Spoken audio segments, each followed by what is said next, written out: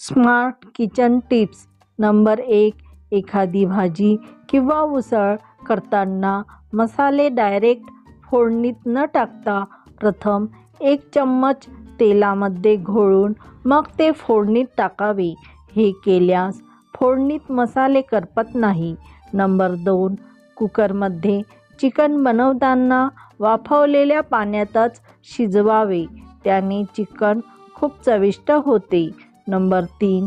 थंडीमध्ये चहा जास्त पीत असाल तर दाताच्या इनॅमिलवर खूपच वाईट परिणाम होऊन दात खराब होतात. अशाच उपयुक्त नवनवीन किचन टिप्ससाठी मीनाताई किचनला प्लीज सबस्क्राईब करा. पुन्हा भेटूया नवीन उद्याच्या व्हिडिओमध्ये. धन्यवाद.